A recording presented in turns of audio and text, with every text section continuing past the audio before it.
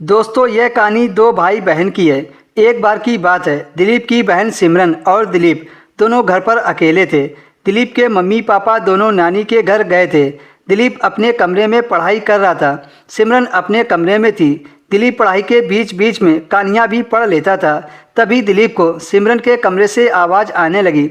दिलीप सिमरन के कमरे के दरवाजे पर जाकर खड़े होकर सुनने लगा तो दिलीप ने महसूस किया कि सिमरन ही आवाज़ निकाल रही थी। उसकी बहन आ की आवाज़ निकाल रही थी। सिमरन के दरवाजे में एक छोटा सा छेद था जिसके अंदर से सब कुछ दिखाई देता था। जब दिलीप ने उस छेद से अंदर झांक कर देखा तो वह अंदर का नज़ारा देखकर हैरान रह गया। उसकी बहन अपना टॉप खोलकर अपने तरबूजों को खुद ही दबा रही थी और सामने लैपटॉप पर मस्त मूवी चल रही थी। क्योंकि दिलीप की सीधी सादी बहन हॉस्टल जाकर बहुत बदल गई थी, दिलीप कुछ नहीं बोल सका। वह चुपचाप वहीं खड़े होकर एक आंख बंद करके और एक आंख से छेद में आंखें डालकर अपनी बहन की करतूत देख रहा था। जब दिलीप से रहा नहीं गया तो उसने तुरंत अपना चूहा अपने हाथ में ले लिया और धीरे धीरे प्यार से पुचकारने लगा। अब दिलीप जोश में आ गया, इस वजह से उसने अपना हाथ दरवाजे पर मार दिया क्योंकि वह अपने चूहे को प्यार से आगे पीछे कर रहा था। दरवाजे की आवाज़ से सिमरन अचानक से रुक गई और अपना टॉप पहनकर लैपटॉप बंद कर दिया। दिलीप भागकर अपने कमरे में चला गया और वह अपने बेड पर लेट गया। सिमरन दरवाज़ा खोलकर दिलीप के कमरे में आ गई और बोली, दिलीप तुम थे मेरे दरवाजे के पास। दिलीप चुप रहा और कुछ नहीं बोला। सिमरन ने फिर से पूछा, तुम ही थे ना मेरे दरवाजे के पास?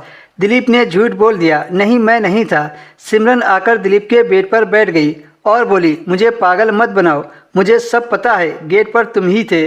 तभी दिलीप बोला, अगर मैं ही था तो क्या हो गया?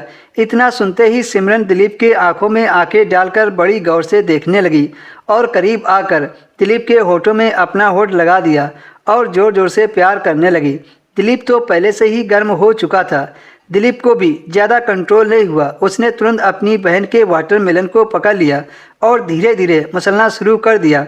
उसकी दीदी बोली, दिलीप धीरे धीरे दबाओ, अभी तो पूरा दिन बाकी है, मम्मी पापा शाम को आएंगे। दिलीप समझ गया कि आज उसकी दीदी पूरे जोश में है, सब कुछ देने के लिए तैयार है। पहले तो दिलीप को लगा कि ये सब किस तक ही रहने वाला है, इसलिए वह तेज़ी से अपनी बहन के तरबूज को दबा रहा था। दिलीप इससे पहले कुछ और करता। उसकी दीदी ने खुद दिलीप के कपड़े निकालकर बेड के एक किनारे रख दिए और फिर खुद उसी तरह हो गई। जब दो शरीर की गर्मी अधिक बढ़ गई तो तेज़ तूफान उठा और चरम सीमा को शांत करके ही रुका।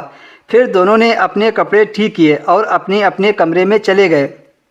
दोस्तों छोटी सी कहानी अगर आपको पसंद आई हो तो वीडियो को लाइक कर दीजिए और हमारे चैनल को सब्सक्राइब कर लीजिए।